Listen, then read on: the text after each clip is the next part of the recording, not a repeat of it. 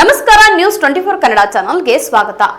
EPS 95 ಪಿಂಚಣಿದಾರರ ವೇದಿಕೆಯ ನೇತೃತ್ವದಲ್ಲಿ ಕನಿಷ್ಠ ರೂಪಾಯಿ 7,500 ಮಾಸಿಕ ಪಿಂಚಣಿ, ತುಟ್ಟಿ ಭತ್ಯೆ ಮತ್ತು ವೈದ್ಯಕೀಯ ಸೌಲಭ್ಯಗಳ ಒದಗಿಸುವಂತೆ ಆಗ್ರಹಿಸಿ ನಗರದಲ್ಲಿ ಬೃಹತ್ ಪ್ರತಿಭಟನೆ ನಡೆಸಲಾಯಿತು.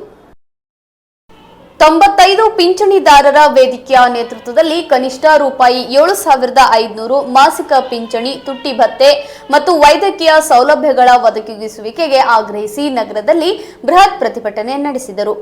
ಸರ್ದಾರ್ ವಲ್ಲಭಭಾಯಿ ಪಟೇಲ್ ವೃತ್ತದಿಂದ ಜಿಲ್ಲಾಧಿಕಾರಿ ಕಚೇರಿವರೆಗೆ ನಡೆದ ಮೆರವಣಿಗೆಯಲ್ಲಿ ಕಲಬುರಗಿ ಮತ್ತು ಬೀದರ್ ಜಿಲ್ಲೆಗಳ ನೂರಾರು ನಿವೃತ್ತ ನೌಕರರು ಭಾಗವಹಿಸಿದ್ದರು. ವೇದಿಕೆ ಅಧ್ಯಕ್ಷ ಚಂದ್ರಶೇಖರ್ ಹಿರೇಮಠ್ ಮಾತನಾಡಿ, ಸೇವಾ ಅವಧಿಯಲ್ಲಿ ವೇತನದ 12% ಇಪಿಎಸ್ಗೆ ನೀಡಿದರೂ ನಿವೃತ್ತ ಬಳಿಕ ರೂಪಾಯಿ 1,500ರಷ್ಟು ಅಲ್ಪ ಪಿಂಚಣಿ ನೀಡಲಾಗುತ್ತಿದೆ ಎಂದು ಅಸಮಾಧಾನ ವ್ಯಕ್ತಪಡಿಸಿದರು. ದೇಶದಾದ್ಯಂತ 70 ಲಕ್ಷಕ್ಕೂ ಹೆಚ್ಚು ಪಿಂಚಣಿದಾರರು ಸಂಕಷ್ಟದಲ್ಲಿದ್ದು, ಕೇಂದ್ರ ಸರ್ಕಾರ ತಕ್ಷಣ ಕ್ರಮ ಕೈಗೊಳ್ಳಬೇಕು ಎಂದು ಒತ್ತಾಯಿಸಿದರು. ಜಿಲ್ಲಾಧಿಕಾರಿಗಳ ಮೂಲಕ ಪ್ರಧಾನಮಂತ್ರಿ ನರೇಂದ್ರ ಮೋದಿ ಅವರಿಗೆ ಮನವಿ ಸಲ್ಲಿಸಲಾಯಿತು. ಜೊತೆಗೆ ಲೋಕಸಭಾ ಸದಸ್ಯ ರಾಧಾಕೃಷ್ಣ ದೊಡ್ಡಮನಿ ಹಾಗೂ ಪಿಎಫ್ ಕಚೇರಿ ಸ್ಥಳೀಯ ಆಯುಕ್ತರಿಗೆ ಮನವಿ ಪತ್ರ ನೀಡಲಾಯಿತು.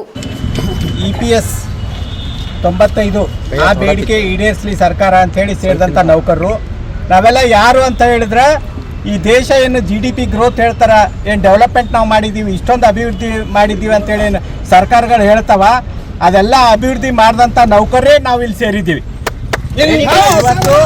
ಇವತ್ತು ನಮ್ಮನ್ನು ಬೀದಿಗೆ ತಳ್ಳಿ ಅವ್ರು ಬರೀ ಘೋಷಣೆ, ನಾವು ದೇಶ ಹಿಂಗೆ ಅಭಿವೃದ್ಧಿ ಮಾಡಿದೀವಿ, ಹಿಂಗೆ ಮಾಡಿದೀವಿ, ನಾವು ಹೆಲಿಕಾಪ್ಟರ್ ಇಷ್ಟು ತಯಾರು ಮಾಡಿದೀವಿ, ಬಾಂಬ್ ಇಷ್ಟು ತಯಾರು ಮಾಡಿದೀವಿ, ಮಿಲಿಟ್ರಿ ಇಷ್ಟು ತಯಾರು ಮಾಡಿದೀವಿ, ಕಂಪ್ನಿಗಳು ಇಷ್ಟು ಮಾಡಿದೀವಿ, ರೋಡ್ ಮಾಡಿದೀವಿ, ಶುಗರ್ ಫ್ಯಾಕ್ಟ್ರಿ ನಡೆಸ್ತೀವಿ, ಸಿಮೆಂಟ್ ಇಂಡಸ್ಟ್ರಿ ನಡೆಸ್ತೀವಿ, ಅದೆಲ್ಲ ನಡೆಸಿ ಮಾಡಿದಂಥ ನೌಕರರು ನಾವು ಅವ್ರು ಬರೀ ನಾಯಕರು, ಅವ್ರು ಬರೀ ಘೋಷಣೆ ಮಾಡ್ತಾ ಇದ್ದಾರೆ.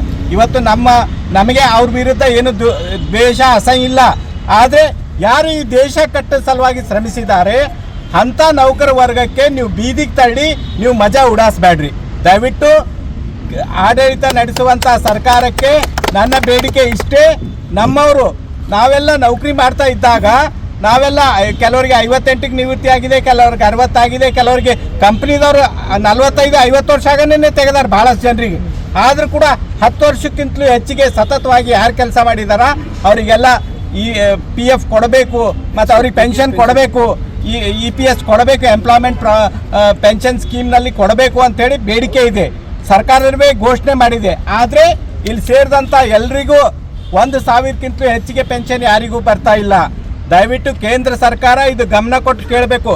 ಯಾರು ಈ ದೇಶ ಕಟ್ಟಿದ್ದಾರೆ ಅವರಿಗೆ 60 ವರ್ಷ ಆದಮೇಲೆ ನೀವು ಪೆನ್ಷನ್ ಅಂತೇಳಿ 1,000 ರೂಪಾಯಿ ಕೊಡ್ತೀರಿ ಅಂತ ಹೇಳಿದ್ರೆ ನಿಮಗೆ ನಾಚಿಕೆ ಬರಬೇಕು.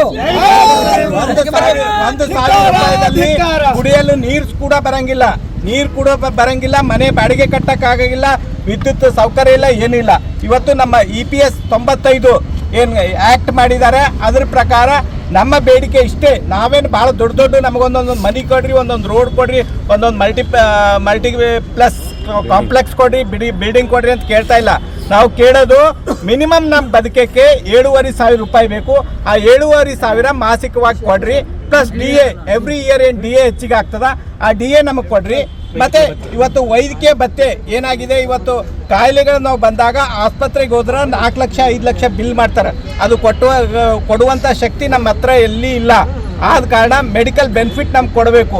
ಇಷ್ಟು ಮೂರೇ ನಮ್ಮ ಪ್ರಮುಖ ಬೇಡಿಕೆ. ಇವು ಭಾಳ ರೀಸನೇಬಲ್, ಭಾಳ ಜಾಗ್ರತೆಯಿಂದ ಕೂಡಿದಂಥ ಬೇಡಿಕೆ ಇವೆ.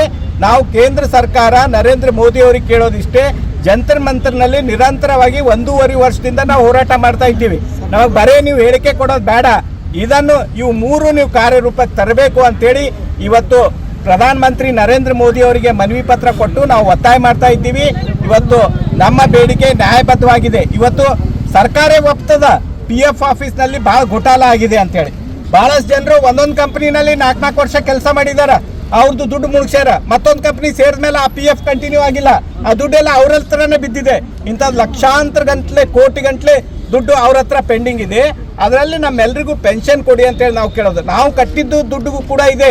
ಸುಮಾರು 13.5% ದುಡ್ಡು ನಮ್ಮ ವೇತನದಲ್ಲಿ ಕಟ್ ಮಾಡಿ ಕಂಪ್ನಿದವರು ಕೂಡ 13.5% ಕೊಟ್ಟು ಚೂರು ಚಾರು ನಮಗೆ ರಿಟೈರ್ಮೆಂಟ್ ಆದಮೇಲೆ ಬೆನಿಫಿಟ್ ಕೊಟ್ಟಿದ್ದಾರೆ. ಆದರೆ ಯಾವುದೇ ಪೆನ್ಷನ್ ನಮ್ಗೆ ಕೊಡ್ತಾ ಇಲ್ಲ. ದಯವಿಟ್ಟು ನಾವು ಕೇಂದ್ರ ಸರ್ಕಾರಕ್ಕೆ ಕೇಳೋದಿಷ್ಟೇ, ಇವತ್ತು ನಮ್ಮ ಪೆನ್ಷನ್ ಕೊಡ್ರಿ.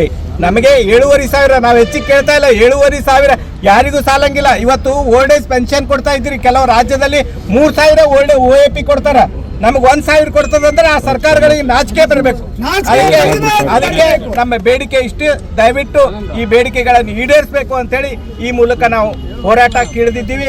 ನಮ್ಮ ಎಲ್ಲ EPS ನೌಕರರ ಕಲಬುರಗಿ ಮತ್ತೆ ಬೀದರ್ ಜಿಲ್ಲೆಯವರು ಸೇರಿದ್ದೀವಿ. ಇದರಲ್ಲಿ ಹೆಚ್ಚಿನ ಸಂಖ್ಯೆಯಲ್ಲಿ ಶುಗರ್ ಫ್ಯಾಕ್ಟ್ರಿದವರೇ ವರ್ಕರ್ಸ್ ಇದ್ದಾರೆ. ನಮ್ಮ ಚಕ್ರಪಾಣಿ ಇದರ ಅಧ್ಯಕ್ಷರು, ಅವರು ಕೂಡ ಶುಗರ್ ಫ್ಯಾಕ್ಟ್ರಿನಲ್ಲಿ ವರ್ಕ್ ಮಾಡಿದಂಥವ್ರು. ಇವತ್ತು ನಾವು ಸರ್ಕಾರಕ್ಕೆ ಇಡೋದಿಷ್ಟೇ, ಇದು ಪ್ರಥಮ ಹೋರಾಟ ಇದೆ. ಇನ್ನು ಮುಂದೆ ನಾವು ಬೀದಿಗೆ ಇಳಿದ್ರೆ ಸಾವಿರಾರು ಜನ ಸೇರ್ತೀವಿ ಅಂತೇಳಿ ಸರ್ಕಾರಕ್ಕೆ ಎಚ್ಚರಿಕೆ ಕೊಡ್ತಾ ಇದ್ದೀವಿ.